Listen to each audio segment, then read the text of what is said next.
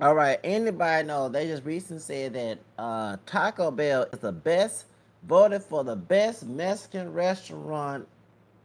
I guess in here in Texas or the rest of the country.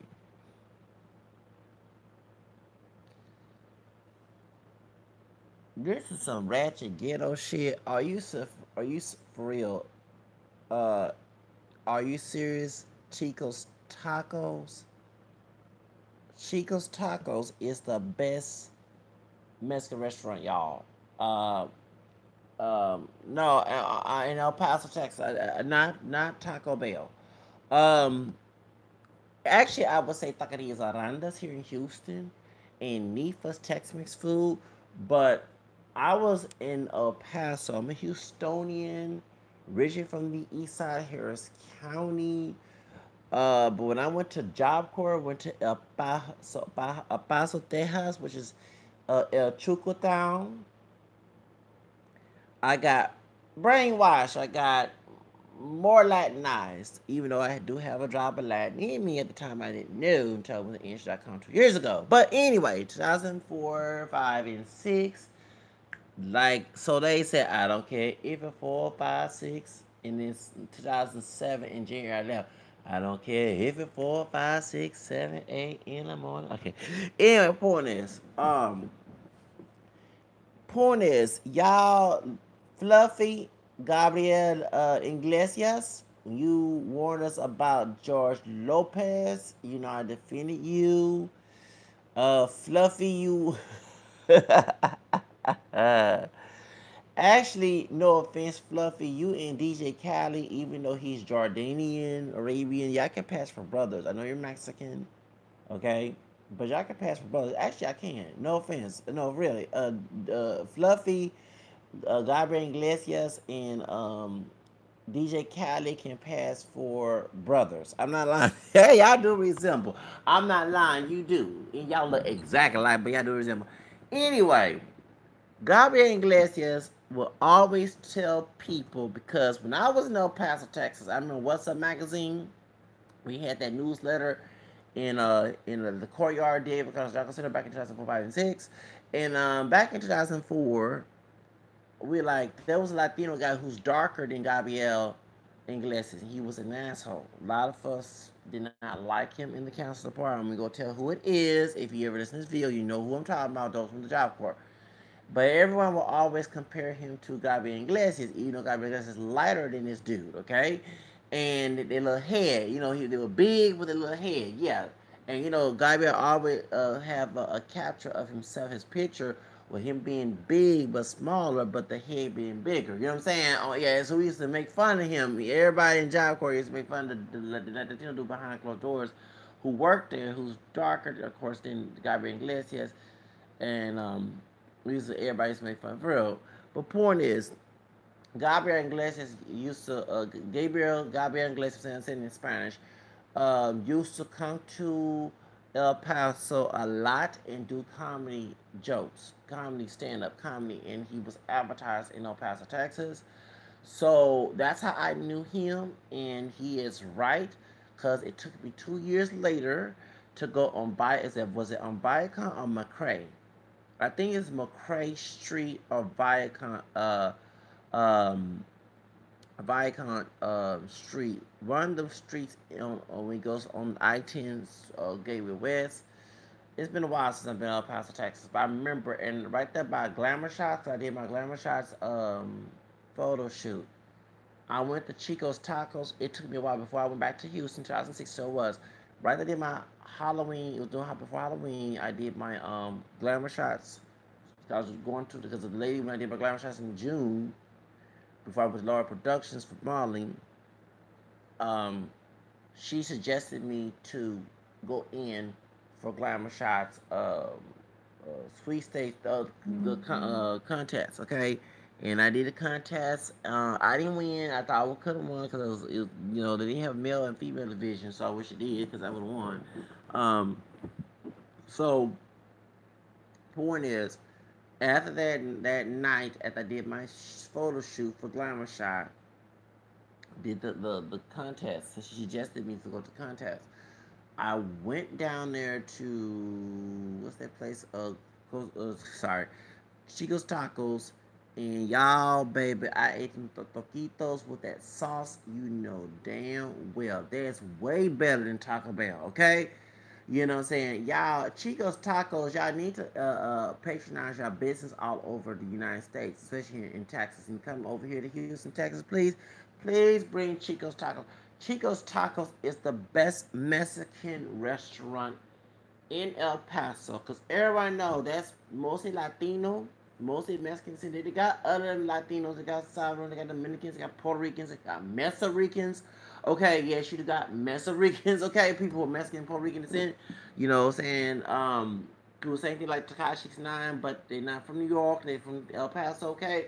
Like a lot of Puerto Ricans could move to because I met Puerto Ricans in El Paso, Texas. Okay, and Meso Ricans, and folks had grandpas who were Puerto Rican or grandma that for real. I mean, when you travel a lot, trust me, you meet all types of people. You had people married to Puerto Rican and Mexican. Actually, there's a Puerto Rican restaurant on the Trevino in Mountwood, Pascal, Puerto Rico, and everybody loved it. Folks, the Chicano folks at the Pascal and Dave Pascal to tell me that they love the chicken they have over there. I haven't got a chance when I was in El Paso when I saw it. I said, "Oh, I would look at a Puerto Rican restaurant," and never got a chance. But when I was in El Paso, Texas, I did get a chance to get some Chicos tacos and trust. Because everybody like, "Dang, you been El Paso? You ain't got no Chicos tacos yet, man? Something wrong with you?" You know what I'm saying? But no, right after my second glamour shot shoot at glamour shots, trying to win the contest before Halloween. Unfortunately, I didn't win. Um, I went to Chicos Tacos, and y'all, I had the best taquitos with la salsa and the queso también. I swear. So if anybody ever say that Taco Bell is the best Mexican restaurant, stop smoking Kush. Stop using opium. Stop using crack. Okay? All right, please stop doing cocaine. Excuse me, stop doing meth. Excuse me, stop doing any of that shit. Sorry, okay? And the cuss here. Please. Chico's Tacos should have been on the list, okay? Y'all, please, if you ever go to El Paso, Texas, El Paso, Texas, Chico Town, call it is EBT. Trust me, you would love Chico's Tacos. Chico's Tacos has the best Mexican restaurant in El Paso because everyone knows it's mostly Latino. Your people's grandmas and mamas and abuelitas can make a real Mexican food. You don't have to go out and eat Mexican food. We got mostly Chicanos who are not. They're more Mexican than here in Texas. No offense. I mean Texas here in Houston. No offense to my Chicanos here in Houston, but I'm letting you know in El Paso they're more Mexican culture than here in Houston. Okay, to the point that when I came back to Houston and I told a Latino dude from Denver, Harvard, in Fifth Ward area, okay, him is a lighter skinned Latina. She can pass for like a dark haired white woman, but she was Latina.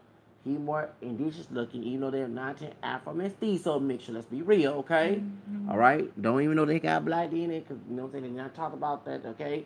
You know this car like it is, but they're exotic looking, and they use WICK word, WETBICK word to me when I say I was in El Paso for 3 years. You with them so and so's. That's what they say. I say y'all wrong for that. We don't like them so and so's. You know what I mean? I said, okay, thank you. They use the B word, okay? So, point is, what I'm saying is, down in El Paso, Texas, it's like Mexico, okay? There is rivalry between Chicanos and Mexicanos down there. I saw that too. However, the culture is most very Mexican compared to here in Houston, okay? It is, okay? Remember, I didn't see menudo. Although my great aunt, my grandma on my dad's side, sister, she cooked menudo, and I was like, because when I heard menudo, I think about the group Ricky Martin was in. I mostly ate Mexican food that was either tamales and burritos and tacos and fajitas and frijoles and arroz. That's the Mexican food I use. That's Tex-Mex. Okay. When I went to El Paso, I saw a menudo and I said, it looked like my grandma's stew. Okay. And I'm like, I'm not eating my grandma's stew this morning. What the heck I eating here? And okay, and when I was in Jocko on Wednesday, usually on Wednesday, they would have the pastes, which is the cake, the bread. You know what I'm saying? They'll have the donuts. You know, I'm gonna have a sweet tooth, so you know I was trying to eat them damn donuts. And I see them, and I'm like, it smell like. And I is it? Hold on, let me get it straight. I think that's cow intestines is menudo, pozole is pig intestines. Okay, one or two, that's chitlins. And I rarely eat chitlins. Okay? No, even though my daddy liked eating pork, and then I want me eating pork as I got older, and I eat what I want. When he was around, I ate what, when he wasn't around, I eat what I want to eat. Okay, my grandparents were spoiled, but I'm telling their business, hit their own parents. However, when New Year's came, we usually eat chitlins. Last time I ate chitlins, okay, was Obama inauguration in 2009. I haven't. Did I eat chitlins when I was at my grandma? I haven't ate chitlins since then. So I'm not a chitlin eater. I do eat pepperoni, do eat pork chops and all the other pork, but I do not eat pig feet. I never ate pig feet. No, I have not ate pig feet before. Okay. However, I don't eat chitlins like that. They taste good, but still, the smell in the house I cannot stand. Okay. So one or two is pozole. I believe that's like soup for cow and pig and Texas 1 and 2. So that's like I said, and I told a Mexican person, I said, "Excuse me, we not that too much different." Okay, you know what I'm saying? If you're eating pig intestines as soup, that's like eating chitlins. Okay, that's kind of like it is. It's similar. Okay, and we know how chitlins came in. Folks, and I know in the South, the slaves didn't eat the good food, and maybe the ones in the house did. But what it was, there was scraps from the slave master. So they ate the good pig, the bad pig, or the pig they gave them to the slaves since they was not treated as humans. So what the slaves did was turn it into food. Okay, that's why we got chitlins. Okay, so they didn't eat the good pig, the pork chops and stuff. They gave them scraps. So the only way the slaves would survive was to eat whatever left that the slave master gave them. Okay, I don't know, maybe in colonial Mexico when they had the Afro-Mexican slaves with the caste system, and the Spanish slave masters gave them the same thing. Although slavery was crucial in Latin America, whether in Mexico, Puerto Rico, any part of Latin America, however, it was more relaxed because you had because they were talking about the bad Catholic people. Excuse me, you had Catholic folks who went against slavery in Latin America that they don't talk about in history class. Of course, it's a white English Protestant country. Okay. However, in the South, in the white Anglo South, since they took the Bible the way they wanted to, it was extremely crucial to the point they saw the slaves not human. That's why they was able to rape the women, okay, and rape the men too, and still go to church on Sunday and go to Sunday school. And most lynchings happen in the Sunday morning, afternoon, whatever, after church in the dirty South. Okay, y'all talk about we're not Christian. Okay, anyway, point is, let me express it. Point is, weird. Okay, how folks can say, well, when you blind to a person, the world, Jesus said that the dead bury dead, the blind lead the blind, that's all it is. However, okay, so when maybe it's a similar, I'm not, you know what I'm saying, but they educate me, I'm still learning, okay, I don't know everything. When I went to Job Corps, like I said, usually on a Wednesday morning, they will serve menudo, and everybody, like, man, try menudo, man. Come on, man, eat menudo, man. You know what I'm saying? Come on, you like Mexican culture, and I'm like, not every Mexican eat menudo, and I met Mexican dudes who stress that I do not eat menudo. Just like I have a cousin, my dad's first cousin, who's she's way older. No offense to say like that. My mom, on my grandma's side, my dad's side, excuse me, and my other grandmother's sister, my other great aunt, who's no longer here as well. Um, her son is a judge. Okay, imagine I have some legal people in my family. He's very uppity. But his mother does not. That's my dad's first cousin. Does not eat chicken. Does not eat chicken at all. So everybody think all of us African American people eat chicken. No, not everybody does. We need to look at people as individuals. So not everybody eat pozole and menudo. And I had Spanish Creole and noodles on my mother's side of the family. I found out on Answer.com. That's mostly my Hispanic was come from Creole, Louisiana. Okay, from Spain and Louisiana. They don't. The French came in mixed with the black, whatever color it is. However, I don't eat. I'm not Mexican. Okay, I don't eat menudo, but I eat other Mexican foods like tacos and burritos and what I'm saying, and frijoles and arroz. Okay, you know what I'm saying, and tres leche cake. Okay, tres leche cake. Okay, I love me the hell out of tres leche cake. Okay, you know what I'm saying. What's arroz? What's the arroz con leche? I ate that before as well. Um, What's the other Mexican food that I love to eat? Um, um, Enchiladas. The enchiladas. I love enchiladas. Con verde enchiladas. Coral también. I love red enchiladas as well. Oh, I was eating a whole lot of Mexican food when I was down in El Paso, Texas. I gained weight down there too, eating that Mexican food. Yeah, if they ever drunk, y'all eat some real Mexican food. Not no damn Taco Bell. Not no ratchet Taco Bell. You gonna eat some real Mexican food. Them Latinos cook real Mexican food down there in David Jefferson and call it is. Real, not no Taco Bell muerda. Not the cuss here, not no Taco Bell shit. Okay? Point is, you're gonna eat some real, authentic Mexican food. Shoot. I love eating Mexican food. Yes, and tamales. Okay, yes, and tamales. I like puerco. I like pollo también. You know what I'm saying? Yes, I love Mexican food. Pastel. I love cakes. I love bread. I love galletas. I love buñuelos, especially during Christmas time. You damn right. I love Mexican food. Okay, I know I'm making y'all hungry. Now, everybody listen. Okay, okay. Oh yes, and I'm trying. I did eat Cuban food in 2000. Cause in downtown Houston is a Cuban woman. Everybody would think she's Mexican if she's from here. She's here for a long period of time, but she's from Cuba. No, she's from Florida.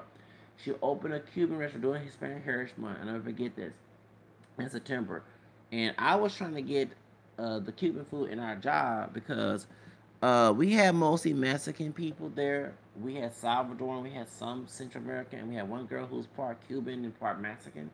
She was a darker morena. Okay, you know what I'm saying? Anyway, yeah, she was, saying she about my complexion with curly hair.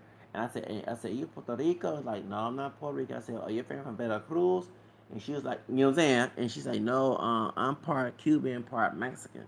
And she was very anti-Catholic. I never forget that. At the time, she was an ex-Catholic. She was, and we had debate because I'm an ex-Protestant.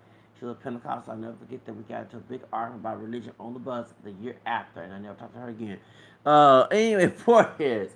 But that was the only Cuban I know. Okay, and then what I'm saying, it was Afro Latinos. One of the girls who's Belizean, she was dark skinned with long, straight, relaxed hair, on had no weed. She used to go to Barbara Jordan School. She was 17 at the time, going on 18. Okay, I never forget that. And she spoke Spanish because she's Belizean. She's Latina. Okay, um, I never forget that as well. And then there's a white looking dude from Florida. And I said, "You Cuban?" He got mad at me. Oh, Cuban. I'm Puerto Rican. And there are Puerto Ricans who look white. Okay, remember Spain, y'all, the Spanish mixture. Okay, like you have Latinos who look white in the Dominican Republic. They're Spanish just because the mixing happened. And mostly exotic looking people. Gonna have people like Mala Negra who look like a black person. Who she's not pure black. You're gonna have folks that like white people like Oscar Renta. I mean, yeah, and y'all, a lot of folks uneducated. They get tired of educated, ignorant people. Anyway, point is, so I never get one dude, and he was gay. I never get blonde, blue eye, from Florida, and he was Puerto Rican. He was speaking Spanish. And I said, I said, ¿dónde es de Florida? I said, oh, él es cubano. He gave me a weird Cuban. I ain't no Cuban. You're like, you're Puerto Rican. We're like, I'm Puerto Rican, man. Don't be calling me, what I'm saying? Like, well, I thought, because mostly the white looking Latinos we know from Florida, we all know they known they're Cubans who look white. The Cubans come in all different shapes, sizes, and colors, but the white-looking Cubans are the ones who control Miami, okay, and Little Havana. You know, what I'm saying they control Univision Telemundo. That's called like it is. So, by no offense, that's why you have colorism on the novellas, okay. The main characters, look like Spaniards, okay, and those look indigenous or African looking are playing the help. Okay, let's be real. I mean, I'm calling. I mean, you understand, and I know why it's like that. And that's why Mala Negra, she was Dominican and Afro Latina. She's mixed. Okay, but she got Taino and Spain in her too. Besides black, just came out looking pure black. The reason why they casting her, you understand, it wasn't Telemundo. It was Telemundo Univision. I let you know you're in America. You're not in Latin America. Okay, and I have to agree with another YouTuber I don't get along with. Because in Latin countries, you're going to find Afro Latinos playing good roles, not always their typical roles. But in the United States, and a lot of folks to know, doing when Cuban Americans came out of Cuba and they went to Miami, you had the wealthy ones that Castro kicked out. And those, remember, Batista, when he was in charge, he was Blasian, okay, they call him mulatto, but he was actually Chinese and black. In Cuba, that's when the United States brought its racist policies there, and the white-looking Cubans who all do have black in it, and DNA in them, felt they were better than the ones who not look like them. Okay, and that's where that racism came in. So when Castro came into power, even though he wasn't good, he kicked those ones with wealthy. Like Gloria Estefan, she don't look white, but they somehow classify as white.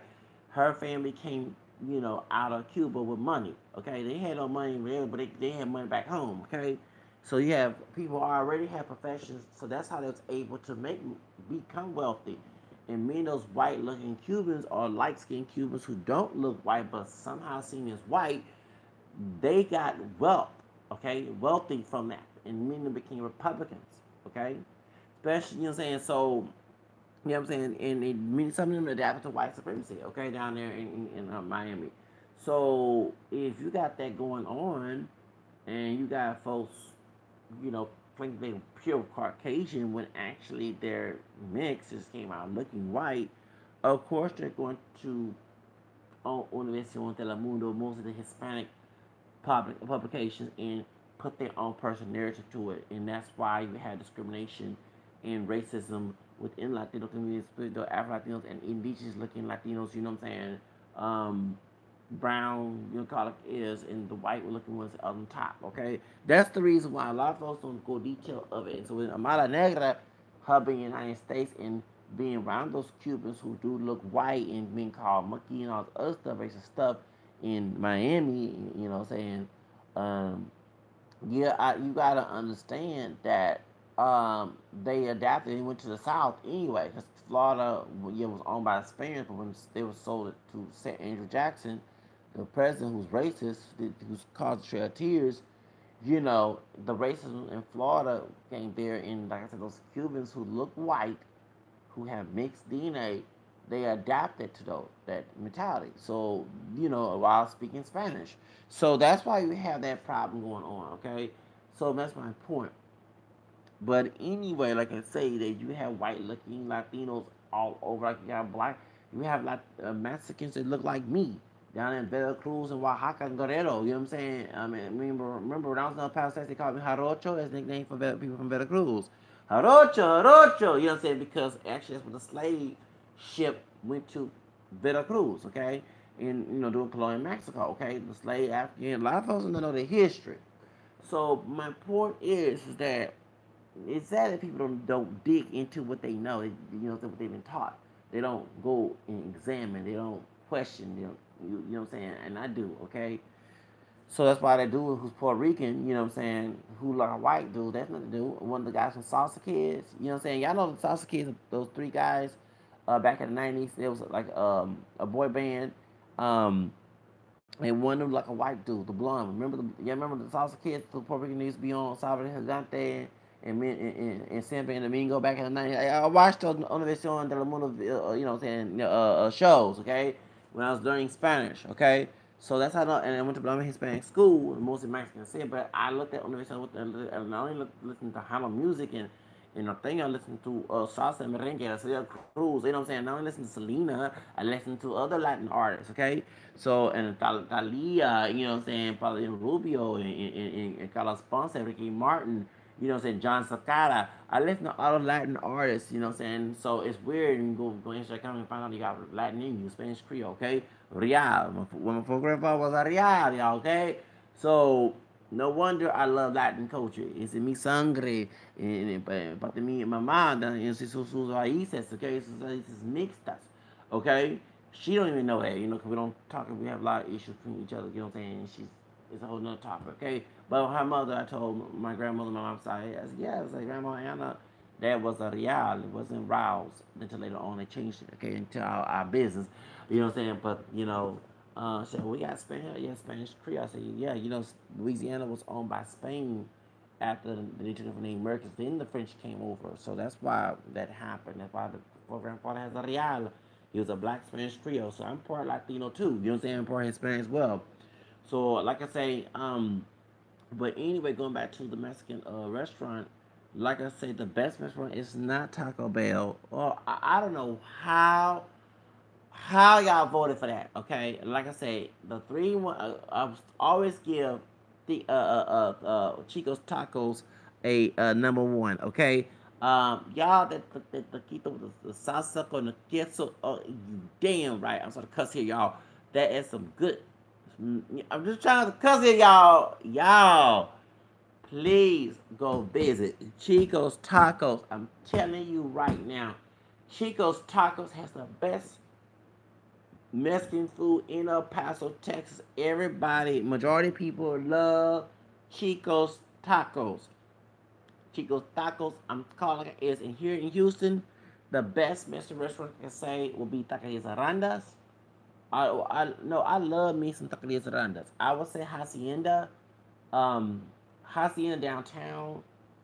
Is it Hacienda? No, Guadalajara downtown. That food is expensive. That's like $13. Yes, I never forget when I was working at Texaco Appeals as a temp, 2009. We had 3 hours lunch, which I was able to go outside and do my prayers. I was going through some stuff at home and on the job. After I ate and got full, I ended up having a big old stomach ache eating that food. You know, appetizers to get you filled up. Then we ate what did I eat? Fajita, whatever. It was all free because they had paid for it. Um, I never get it almost 10 years ago. And that food is expensive. Now, that's some uppity, wealthy food.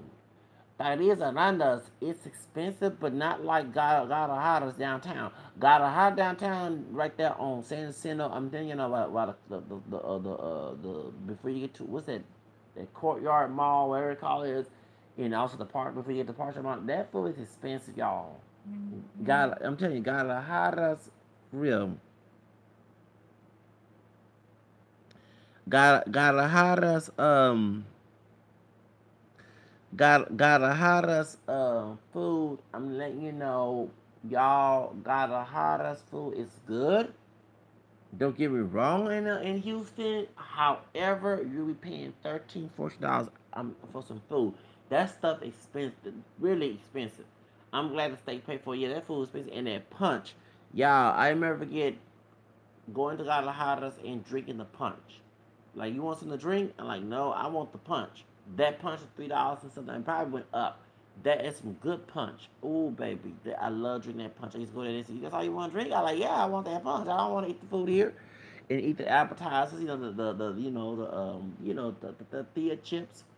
You know what I'm saying? With the, con salsa también. You know what I'm saying? You know what I'm saying? That's called like it is, you know. Um, but yes, but like I say, the best Mexican restaurant will be Chicos Tacos, Taquerias Arandas. Okay, that's real Mexican food, and I gotta give it to my girl Nifa. Okay, y'all know Second Ward Nifas. Okay, and Nifas used to be downtown. Oh, I love me some Nifas. Yes, baby. And I will put number 4 Monterey House. Monterey House has some good food. Casa Ole. Yeah, Casa Ole, Monterey House, but Nifa's, God rest her soul, she passed away. She used to make tamales and food right in the barrio, in Segundo Barrio in Second Ward. Um, Yes, I love that food. I love Nifas. I didn't eat Nifas in her original restaurant downtown, before they got downtown in the second ward in the hood, in the barrio. Okay, but I ate her food when I was working at UPS the Christmas season back 10 years ago. And I forget this, 10 years ago. No, let me say that. 20 years ago. I'm so old. I'm 39 years old. 1998, 20 years ago, Christmas season, and I never forget that I had my paycheck from them, and my grandfather gave me some money, and I was working as a driver's helper at UPS. So I was coming back from UPS, from the south station, okay, coming from by Dixie and my Kyle, and I went caught the bus in downtown, and I was hungry, and I had tacos acabon, okay. Let me say it quick, because I sometimes say tacos acabron. And I no, and I like everybody look at me. I said no, I mean tacos acabon. Okay, acabon. Okay, all right, acabon. Okay. So anyway, so I had tacos acabon. It's the cheapest meal on there. It was like one for $2 or something. Okay, I'm trying to save money, right? And that food was, I don't know why they closed it down in the Park Shop Mall. I don't in downtown. Nifas have a yes. Oh yes, I love me some Nifas. So y'all, I wish they had Nifas in El Paso too. Trust me, I said y'all think Mexican food like it's a randas y'all and Nifas. But I will say Casa Olay, and I will say Monterey House. Okay, you know. So yes, I love Monterey House has some good food. Yes, it has some good Mexican food, but Guadalajara's downtown. I'm not y'all. That stuff is expensive. I'm glad they pay for our food. If y'all get an income tax check and Trump don't mess that up like he probably messed mine, like shout out to Cardi B for calling out. Um, I'm like, cause I never had less than 1,000.